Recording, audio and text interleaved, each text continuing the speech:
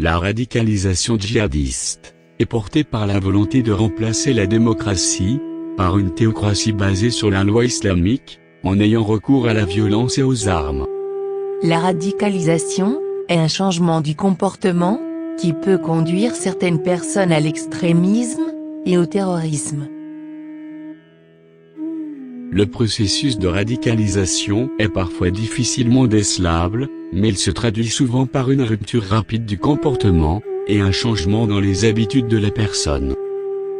Le phénomène de radicalisation concerne le plus souvent des adolescents et des jeunes adultes en situation d'isolement ou de rupture.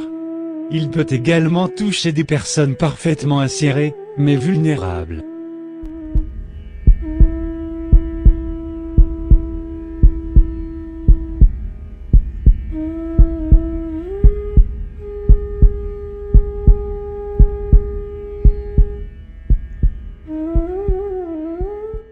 Si la situation est jugée préoccupante, la personne signalée et sa famille bénéficieront d'un accompagnement adapté à leur situation.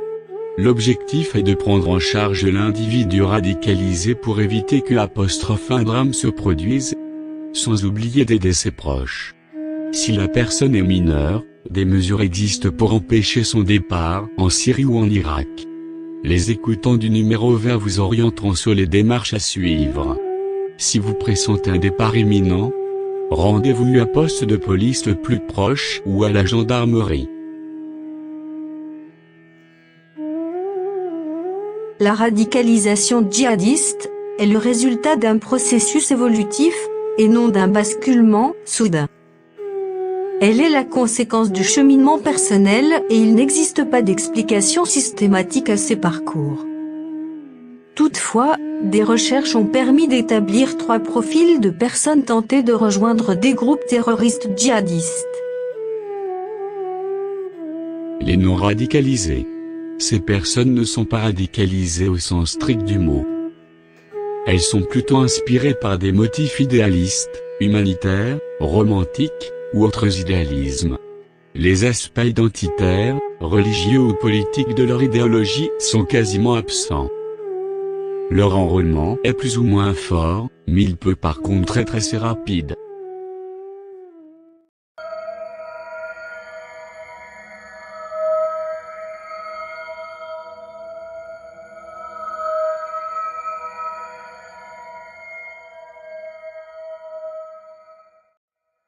Le fanatisme est à la superstition, ce que le transport est à la fièvre, ce que la rage est à la colère. Celui qui a des extases, des visions, qui prend des songes pour des réalités, et ses imaginations pour des prophéties, est un fanatique novice, qui donne de grandes espérances. Il pourra bientôt tuer pour l'amour de Dieu. Barthélemy Diaz fut un fanatique prophète. Il avait à Nuremberg un frère, Jean Diaz, qui n'était encore qu'enthousiaste luthérien, vivement convaincu que le pape est l'antéchrist, ayant le signe de la bête.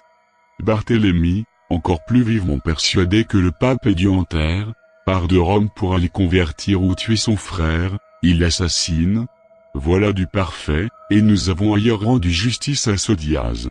Polyeucte, qui va au temple, dans un jour de solennité, renverser et casser les statues et les ornements, est un fanatique moins horrible que Diaz, mais non moins sot. Les assassins du duc François de Guise, de Guillaume prince d'Orange, du roi Henri III, du roi Henri IV, et de tant d'autres, étaient des énergumènes malades de la même rage que Diaz. Le plus grand exemple de fanatisme est celui des bourgeois de Paris, qui coururent assassiner, égorger, jeter par les fenêtres, mettre en pièces, la nuit de la Saint-Barthélemy, leurs concitoyens qui n'allaient point à la messe. Gouillon, Patouillet, Chaudon, Nonotte, l'ex-jésuite Polian, ne sont que des fanatiques du coin de la rue, des misérables à qui on ne prend pas garde, mais un jour de Saint-Barthélemy, ils feraient de grandes choses. Il y a des fanatiques de sang-froid. Ce sont les juges qui condamnent à la mort, ceux qui n'ont d'autre crime que de ne pas penser comme eux. Et ces juges-là sont d'autant plus coupables, d'autant plus dignes de l'exécration du genre humain, que, n'étant pas dans un accès de fureur comme les Clément, les Chastel, les Ravaillac, les Damien, il semble qu'ils pourraient écouter la raison. Il n'est d'autre remède à cette maladie épidémique que l'esprit philosophique, qui, répandu de proche en proche, adoucit enfin les mœurs des hommes, et qui prévient les accès du mal. Car dès que ce mal fait des progrès, il faut fuir et attendre que l'air soit purifié. Les lois et la religion ne suffisent pas contre la peste des âmes. La religion, loin d'être pour elle un aliment salutaire, se tourne en poison dans les cerveaux infectés. Ces misérables en sont cesse présents à l'esprit l'exemple d'Aud, qui assassine le roi Aiglon, de Judith qui coupe la tête d'Holoferne en couchant avec lui, de Samuel qui hache en morceaux le roi Agag, du prêtre Johan qui assassine sa reine à la porte aux chevaux, etc., etc., etc. Il ne voit pas que ces exemples, qui sont respectables dans l'Antiquité, sont abominables dans le temps présent. Ils puisent leur fureur dans la religion même qui les condamne. Les lois sont encore très impuissantes contre ces accès de rage. C'est comme si vous lisiez un arrêt du Conseil à un frénétique. Ces gens-là sont persuadés que l'Esprit Saint qui les pénètre est au-dessus des lois, que leur enthousiasme est la seule loi qu'ils doivent entendre. Que répondre à un homme qui vous dit qu'il est mieux obéir à Dieu qu'aux hommes, et qui en conséquence est sûr de mériter le ciel en vous égorgeant? Lorsqu'une fois le fanatisme a gangrené un cerveau, la maladie est presque incurable. J'ai vu des convulsionnaires qui, en parlant des miracles de Saint-Paris, s'échauffaient par degrés parmi eux.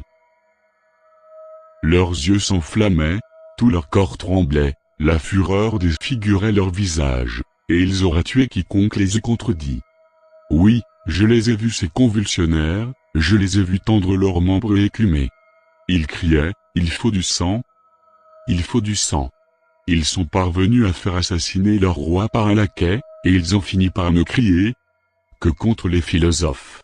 Ce sont presque toujours les fripons qui conduisent les fanatiques, et qui mettent le poignard entre leurs mains. Ils ressemblent à ce vieux de la montagne qui faisait, dit-on, goûter les joies du paradis à des imbéciles, et qui leur promettait une éternité de ses plaisirs, dont il leur avait donné un avant-goût, à condition qu'ils iraient assassiner tous ceux qui leur nommeraient. Il n'y a eu qu'une seule religion dans le monde qui n'ait pas été souillée par le fanatisme, c'est celle des lettrés de la Chine.